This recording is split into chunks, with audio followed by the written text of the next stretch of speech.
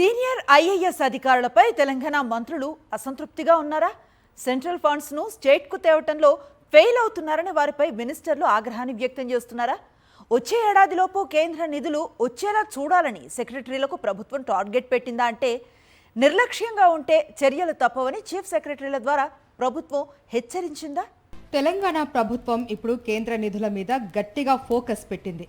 ప్రభుత్వం ఏర్పడి 2.5 సంవత్సరాలు దాటినా కేంద్రం నుంచి రావాల్సిన నిధులు సక్రమంగా పూర్తిగా రావడం లేదు అని తెలంగాణ ప్రభుత్వం భావిస్తుంది.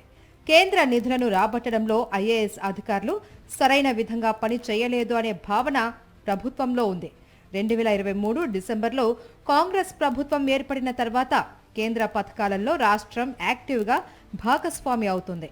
ఈ నేపథ్యంలో కేంద్రం నిధులు ఇవ్వడానికి సిద్ధంగా ఉన్న అధికారులు సరైన ప్రతిపాదనలు పంపకుండా ఆలస్యం చేస్తూ ఉన్నారని మంత్రులు అసంతృప్తి వ్యక్తం చేస్తున్నారు అని సమాచారం.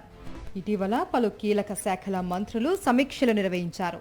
ఐఏఎస్ అధికారుల బదిలీల తర్వాత కొత్తగా బాధ్యతలు చేపట్టిన అధికారులతో సమావేశాలు జరిపి కేంద్ర నిధులపై ప్రత్యేక దృష్టి పెట్టాలి అని, కేంద్రం అడిగితే ప్రతిపాదనలు వెంటనే పంపాలి అని స్పష్టంగా ఆదేశించారు. ఏ మాత్రం నిర్లక్ష్యంగా ఉండవద్దు అని, గతంలో నిర్లక్ష్యం వల్ల కేంద్రం నుంచి రావాల్సిన వేల కోట్ల రూపాయల నిధులు ఇతర రాష్ట్రాలకు వెళ్లిపోయాయని ఆయా సెక్రటరీలతో మాట్లాడుతూ మంత్రులు దిశానిర్దేశం చేస్తున్నారట. ఇకపై అలాంటి పరిస్థితి రాకుండా చూడాలి అని చెబుతున్నారట.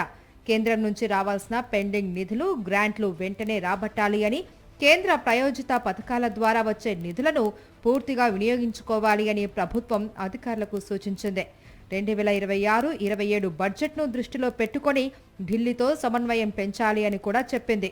వివిధ కేంద్ర పథకాల కింద రాష్ట్రానికి రావాల్సిన బకాయిలను సకాలంలో రాబట్టేందుకు ప్రణాళికాబద్ధంగా పని చేయాలి అని చీఫ్ సెక్రటరీ రామకృష్ణారావు ఉన్నతాధికారులకు దిశానిర్దేశం చేశారు అని సమాచారం. మొత్తానికి కేంద్ర నిధులను పూర్తి స్థాయిలో రాష్ట్రానికి తీసుకురావడంపై తెలంగాణ ప్రభుత్వం ఇప్పుడు సీరియస్గా పనిచేస్తోంది అని సెక్రటరియట్ వర్గాలు చెబుతున్నాయి. మరి ఈ ఏడాదైనా రాష్ట్రానికి నిధులు తేవడంలో సీనియర్ ఐఏఎస్లు ఎంత మేరకు సక్సెస్ అవుతారో వేచి చూడాలి.